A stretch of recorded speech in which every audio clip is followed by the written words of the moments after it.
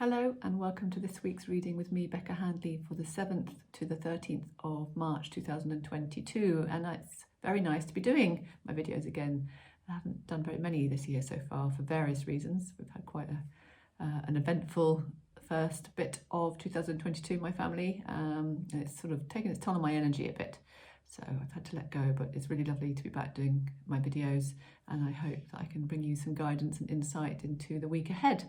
So we have just had a new moon in Pisces. That was on the 2nd and 3rd of March. So if you've been feeling a bit spacey or a bit emotional, or some stuff's been coming up that's made you feel a bit weird or off, then that's really, really normal. That's very much associated with sort of the new moon and the watery energies of that moon. Also, it's a pretty intense time in the world, as we know. I don't want to dwell on it because I'm trying to focus on love and light and spread that positivity, but I cannot deny that it's a heavy time for the world, and my thoughts and prayers go out to those in the Ukraine and also people being affected by this in Russia and other countries around that area, and anyone that has loved ones in Ukraine. My heart goes out to you. I am keeping everybody in my prayers as much as I can, and focusing on bringing this light and love in that's so needed right now. So yeah, I think it's a sensitive time. If you're a sensitive person, I am, it can feel quite intense sometimes, just the emotion. And so a few things that are coming through before I do my reading is make sure that you're energetically protecting yourself, particularly if you're in an environment that is a bit more sort of harsh and open to sort of some of the harder things in life. If your work, for example, is quite challenging, or you just have to be around lots of other people. We are sponges, some of us more so than others. So visualizations of putting yourself in like a big bubble, or a big glitter ball, or a big bubble of light, can be really helpful protecting your energies. And every now and then just maybe visualizing some cords being cut, because we can kind of attach energetically to people. My hope is this year to do more videos around these kind of things that I talk about, but yeah, it's not quite the time yet, but just there's lots of things on energy protection if you put that into a Google search or any other search engine. There's lots of ways to protect your energy. So if that's resonating with you, you feel like you're picking up on stuff, and sometimes you're feeling feelings that you're not really sure whose they are. It could be that you're picking up on your partner, your friends, your kids. So be mindful to keep your energy clear, particularly in these very intense times. A wonderful guy I often mention is Lee Harris. He does some videos once a month. He does an energy update, and this month he talked about global energy storms. There's a lot of stormy energy out there in the bigger picture, and of course it's manifesting on the ground in situations like Ukraine, but it's also having an effect on our own lives. So be mindful that there's a lot of bigger picture sort of energy that might be whipping you up right now, might be making you feel things intensely. So be gentle with yourself. Try and find time for joy. Try and find time for stillness. Journaling is a really useful tool at the moment because it can help us really process what's going on for us. Be mindful of your dreams. There's often guidance in our dreams and things to be aware of. It can bring up themes that need looking at. What else have I written down here? Yeah, time for healing, self-compassion. It might feel sometimes that things are slightly simmering under the surface, so bring them up. Journaling, for example, as I've said, is a really good way of accessing those weird feelings. Even if it's just writing a few things down, just let it flow. Access the guidance and the things that are coming up to be looked at, so you can heal them and move them on their way. It's about boundaries. It's about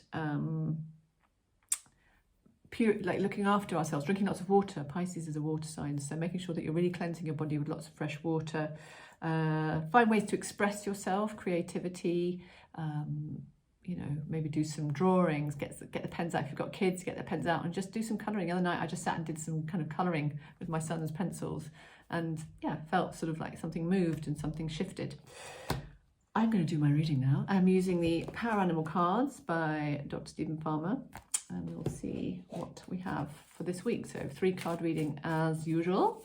One for Monday, Tuesday, one for Wednesday going into Friday, and one for the latter part of Friday going into the weekend. So let's see what we have here. So for Monday, now that is a very good message and ties in for what I was just saying. The dolphin, take time to play.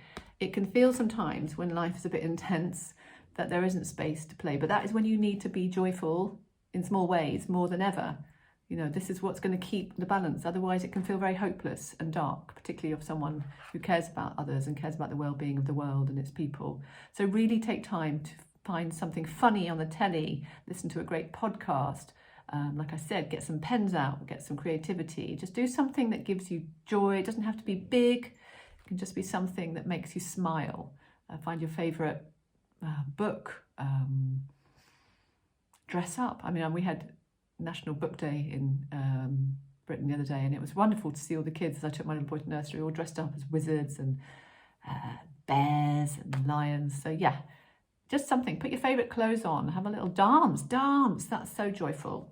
So that's my message for the start of next week. Do something that gives you joy and don't feel guilty for it. It's needed. That vibration is needed more than ever.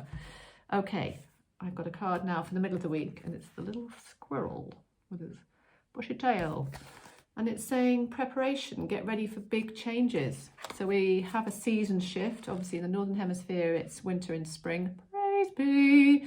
And Southern Hemisphere, it'll be summer going into autumn. So those shifts, those seasonal shifts are quite sensitive, and you'll notice if you have pets, they often sleep a lot around that time because the energies are changing, and it can be quite a sensitive time, and it can make us feel sensitive. It's more likely that we can probably pick up a bug or something because our energies are sort of in transit, as it were. I just want to read the book and see if there's anything. Oh gosh, this is the book that hasn't got... Do you know, this is the book, I bought it online, and it stops at snake.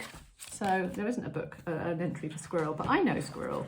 It's about, it's a little, just taking stock of things, maybe financially, just making sure that your finances are in order, preparing for any jobs you've got coming up, or making sure that you're sort of on top of things so that your energy can flow better, and you're not feeling stuck. So yeah, it's a bit about being just prepared, being a bit on it, and readying yourself for things that are coming in and being open to some positive things coming your way. And the last card for Friday going into the weekend. The wolf. I do love wolves. I think they're incredibly interesting creatures. Wouldn't want to necessarily get up close and personal, but I love the way they work as packs, and they're an interesting animal.